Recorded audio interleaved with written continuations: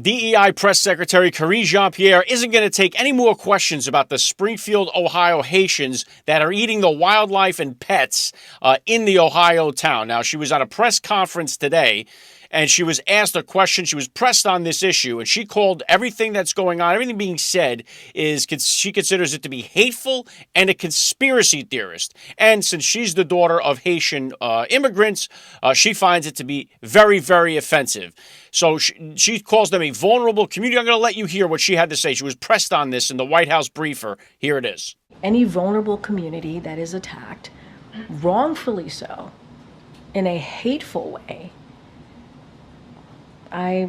one of the things that I'm proud about in being part of this administration is that we condemn that type of stuff. We condemn that type of hateful language. She's so concerned about the vulnerable community. And by vulnerable community, she's not talking about the residents of Springfield, Ohio. She's talking about the invaders to the town. This is a town that was completely invaded by Haitian illegal immigrants that was sent there by the Biden-Harris administration. They are the vulnerable people. She's talking about, I feel so troubled about the vulnerable people of this community. The vulnerable people were just ambushed by 20,000 illegal immigrants, despite the fact that there have been multiple reports from Springfield, Ohio, in which Haitian immigrants, illegals, are snatching up geese and ducks from the local parks. There was recently, they have this one, a 911 call that revealed a man had called the police after Haitians allegedly stole 4 geese from the park.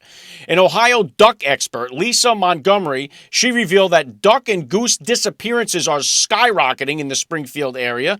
Another Springfield resident says that they saw Haitians driving around in a white van snatching up cats. So these reports are coming in from that community. This isn't something to just say, oh no, you're just picking on a vulnerable community. The vulnerable community is the Americans that are living in the town. It's so quick to say, no, we must protect the illegals that we ushered into the country and not the vulnerable people living in the community. They are sucking up the resources of that town. You got people that are going to that township and saying, hey, wait a second. We got homeless veterans that are out here on the streets.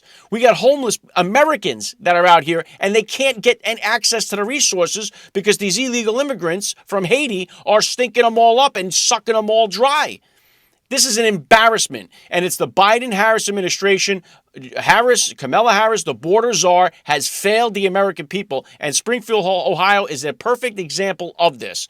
And so the only vulnerable community here is the American citizens of Springfield, Ohio. You better be sure about that. And the other part of this whole thing is, where in the world is her outrage, right? She's so worried about her vulnerable community.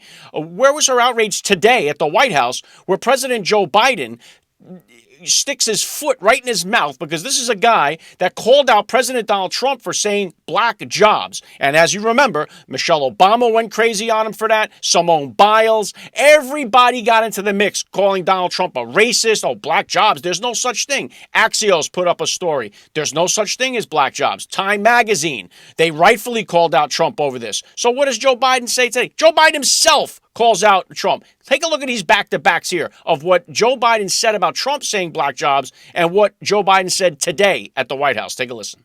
Here's what he thinks of black jobs. I love his phrase, black jobs. It tells a lot about the man and about his character. In just 3.5 years, we created over 2 million new black jobs for black Americans and black.